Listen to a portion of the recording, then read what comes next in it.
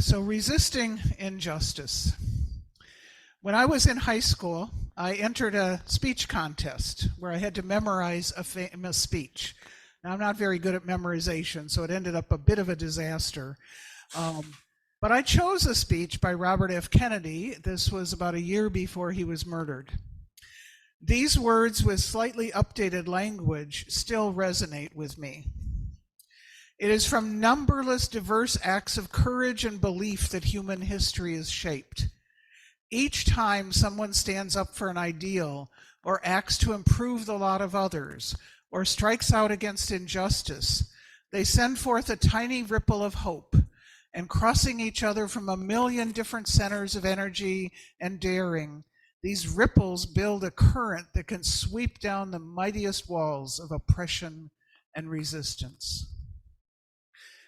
It's a reminder that everything we do, even small things to stand up to injustice, create ripples that can sweep down the mightiest walls. This month, our theme for focusing on the ethical journey is about resistance. And when I first looked at that topic, I thought of two very different ways to approach the topic. One, as I'm doing today, to talk about how do we resist injustice. And the other might have been to talk about how in times when change is needed or happening, resistance to change can sabotage important advances. So both are crucial for us to think about.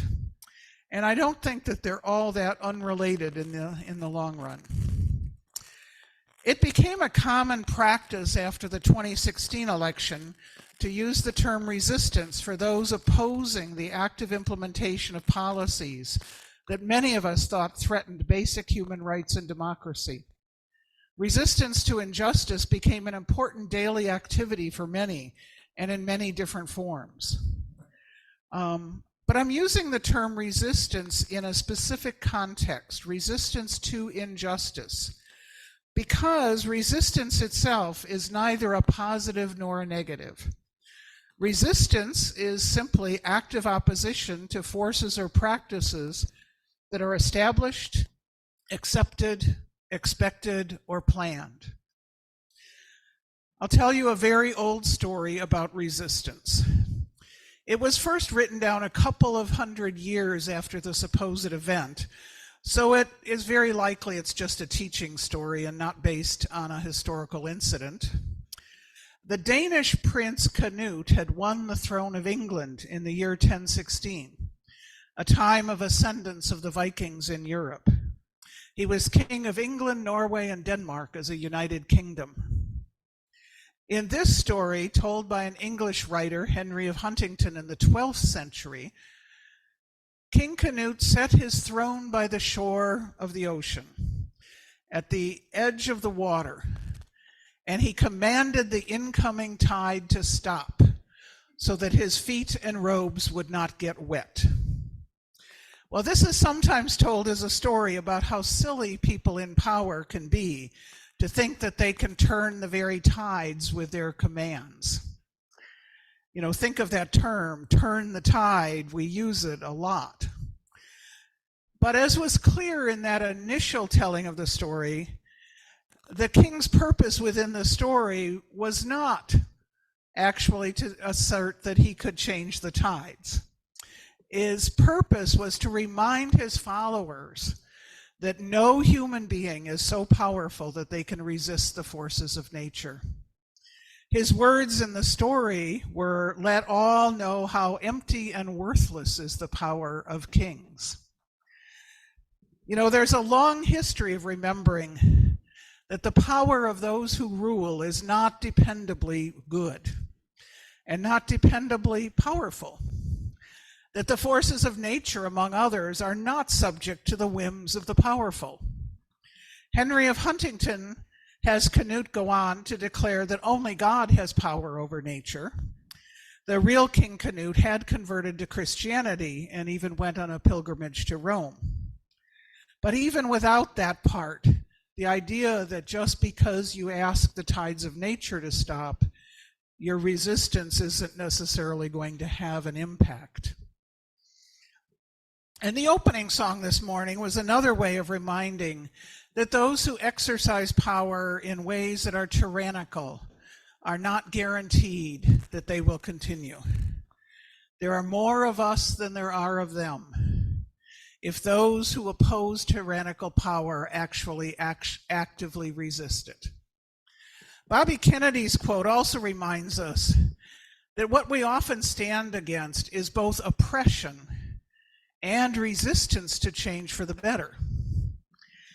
When I was a child, and I see there's some others in the room my age or older, you may remember this, I was pretty traumatized by stories in the news of Our Lady of Angels school fire in Chicago. Almost 100 people died in that fire, 92 students and 3 teachers, and many more were injured out of 1,600 students. The aftermath of that disaster was that fire safety codes were updated and how schools were designed changed significantly. And yet here we are today with a week with more school shootings, and there are enough people in power resisting taking any action that we are not responding with the kinds of changes that will save children's lives. There's certainly been more than 92 children killed in school shootings, and yet the resistance to action is very strong. Early in the last presidential administration, when many of those who opposed the administration were calling themselves the resistance or resistors, Angela Davis wrote a really insightful article claiming that the real resistors were those who were resisting social change that is happening in our country and in our world. And we see that today. There's resistance to updating the story we tell of this country's history. The new story based on evidence that shows that the values of democracy and freedom have never been available to everyone equally. And we see resistance to newer understandings of sexuality and gender, and ways to save children from having to live by how others define them, ways that often save their lives. We see resistance to changing practices and policies that result in racial disparities. We see resistance to the kinds of change that would reverse or at least slow or stop climate change, that makes life more difficult, especially for people already living at the margins, but really for everyone. So it is not simply resistance that I think we need to do, or that I would advocate for. We have to say what it is that we are resisting. And that's why I'm talking about resistance to injustice, resistance to what is unjust, to what stifles human flourishing for all. And of course, part of this is resisting our own resistance to resisting. I ask those who are here live to think of a way they've been able to be a light in the past. But I think it's worth thinking what prevents us from doing that more often. We face, I believe, in our country and in the world, a serious threat to democracy and human liberation right now. Yes, the threat may seem a bit more distant and a bit less active than it was 4 years ago. But those who want to resist social justice are working very hard and often quietly. Those who want to make this a nation where their version of Christianity is the basis of our laws are working to resist actual religious freedom for those who disagree. And they're winning in significant ways in some of the most populous states in this country. Our basic principle in ethical culture for judging injustice is this: where are people least able to exercise their human worth and dignity?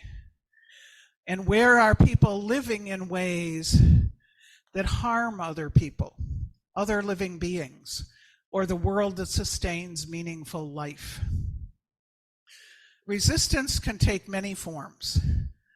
Think of it on the small level and not just on the large level, because the large-scale injustices only stop when small-scale resistance is combined into large resistance, where 1 and 2 and 3 end up with 4 million. Learning and teaching a story that challenges the conventional convenience story is one good beginning to resisting.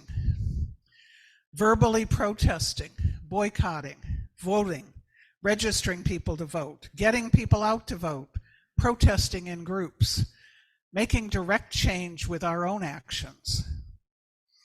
In some other countries, we've seen how large-scale protests have stopped injustice and at least slowed it down. Slowed it down long enough often to make real change. And in our own country as well.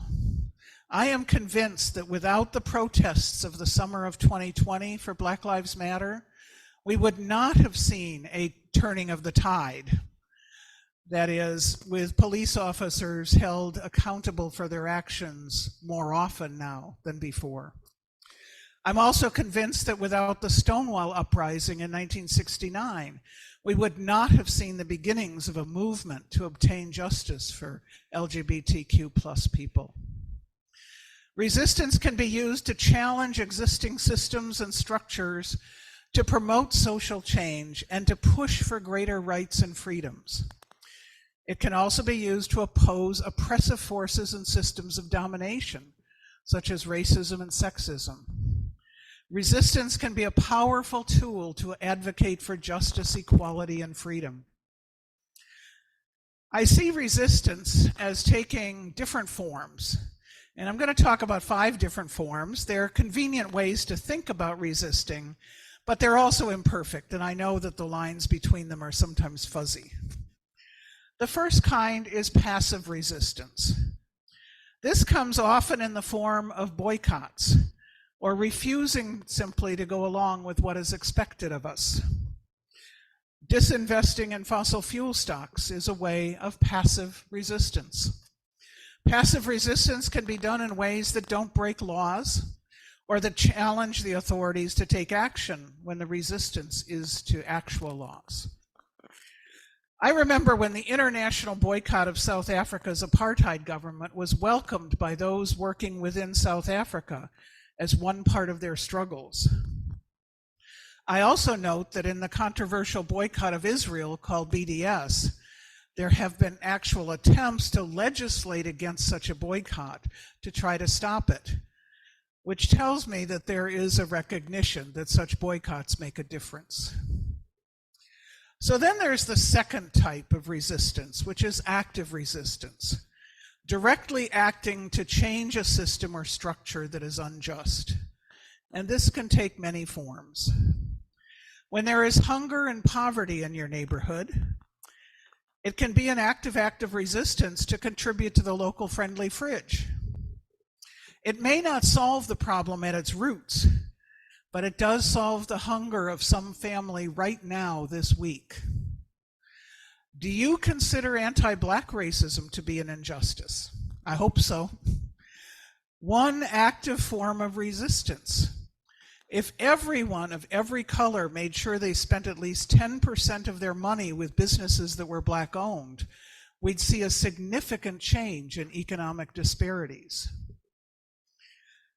Simple protests that are done according to the law, that is, you get your permit and you follow the rules, those are a kind of active resistance. I'll come to other kinds of protests in a bit. Active resistance can also mean building alternative institutions. I think our ethical culture history of founding settlement houses in the face of destitute poverty and unfairness to immigrants was an example of actually building a different institution to take care of people. I mentioned Angela Davis earlier. The organization she has helped found to change our approach to prisons and incarceration and criminal justice is named Creative Resistance. Simply voting against those who are more likely to pass unjust laws, that is an act of active resistance.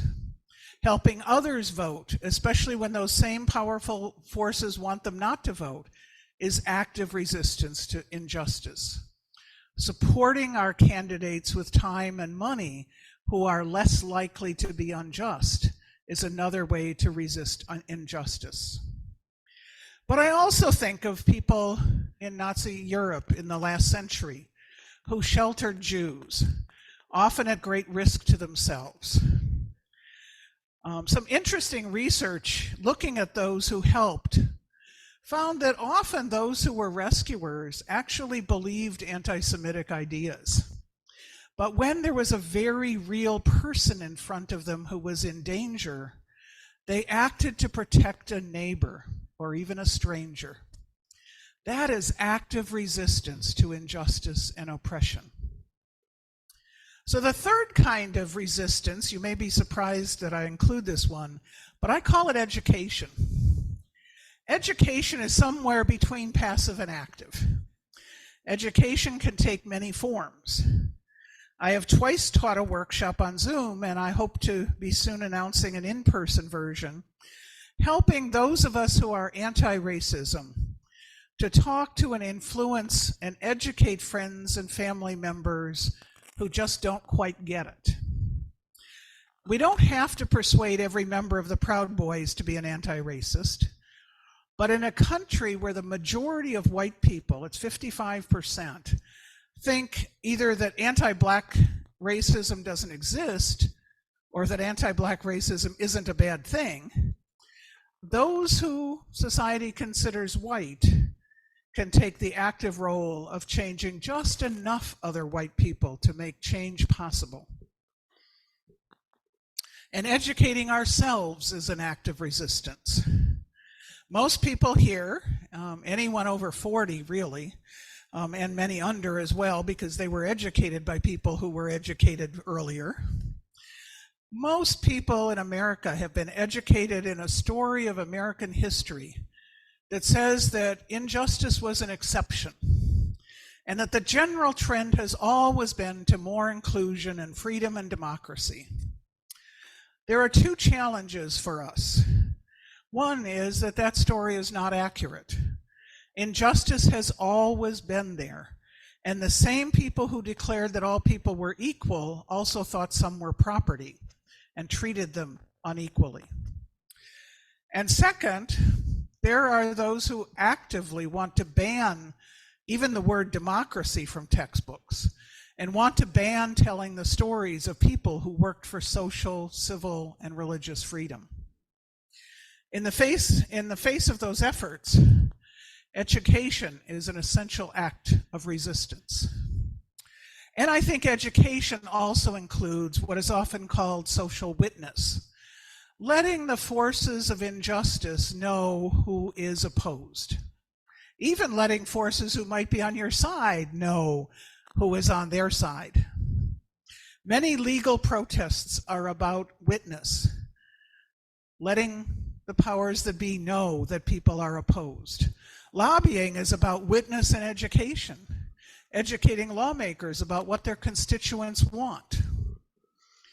I also think of the efforts of those working to turn the tide of gun violence.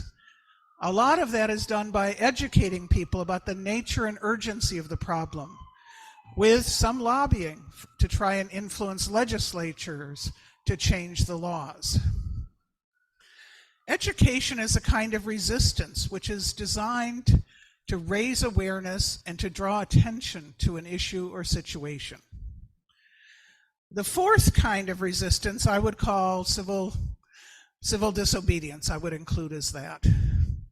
And I have to think here of the guy I knew in college who went to jail for a couple of months for claiming the entire population of South Vietnam as his dependents on his tax return.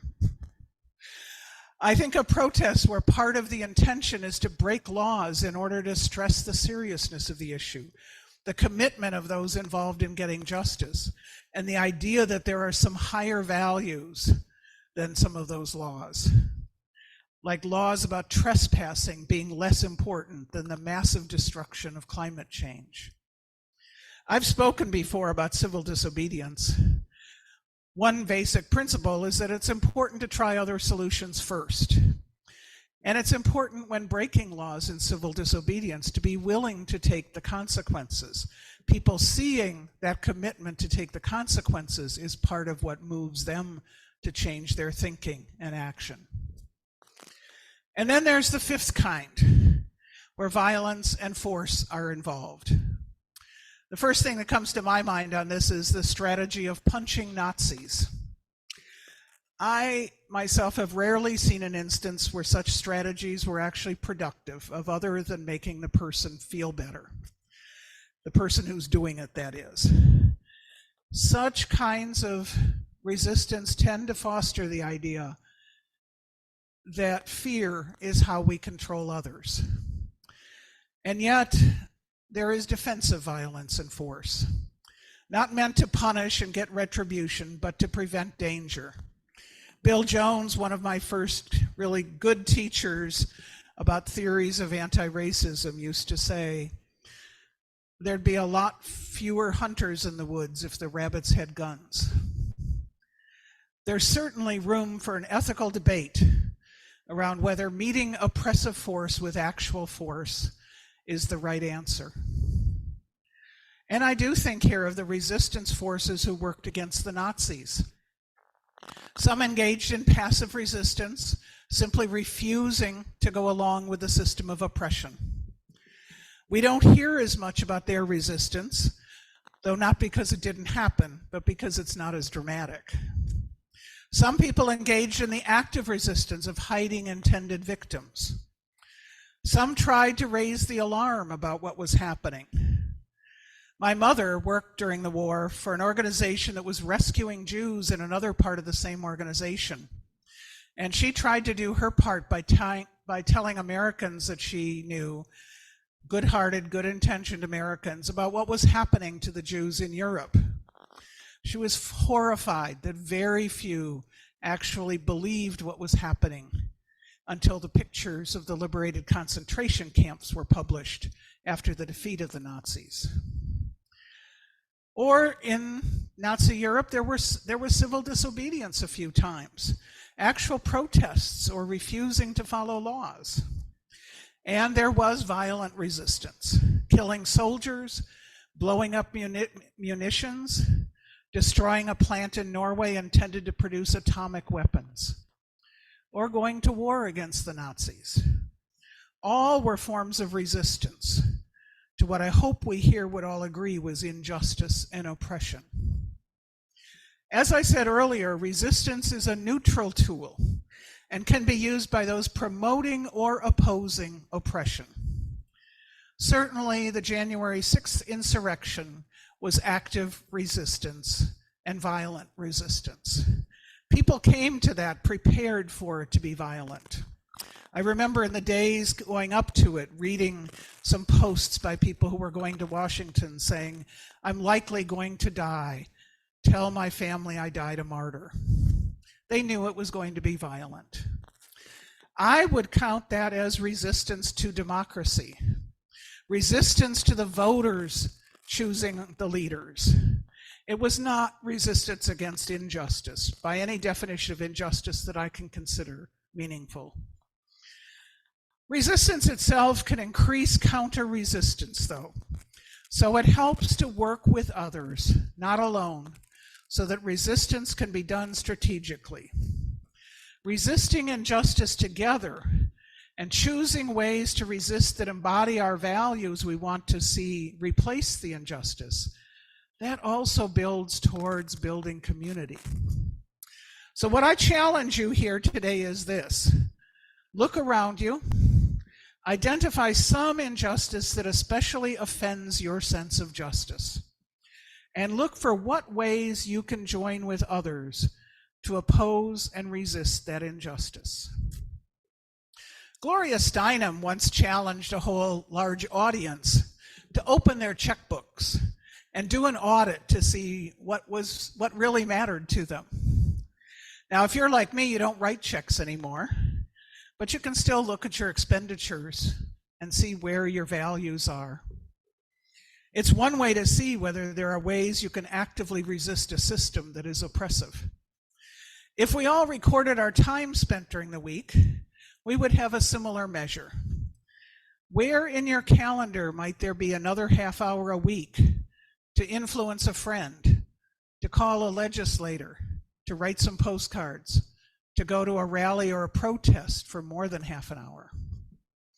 Because if we do the small resistances consistently, and many of us do them, there will be less reason to have to consider major forms of resistance.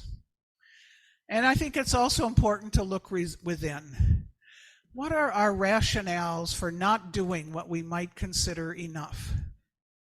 Are they worth the consequences of living in a more unjust world?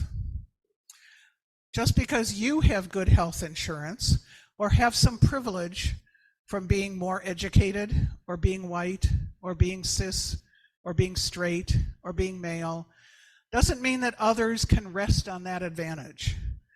And won't your world too be better when others have equity and inclusion? Resistance can be a powerful tool for creating and sustaining change, to making real our values of human worth and human connection. But our own resistance within, plus the resistance of others to change itself, make it even more important that we resist injustice wherever we can see it to be done, and wherever we have the power to make even a small difference. And it's important that we continue to expand our view of what is possible for us to do.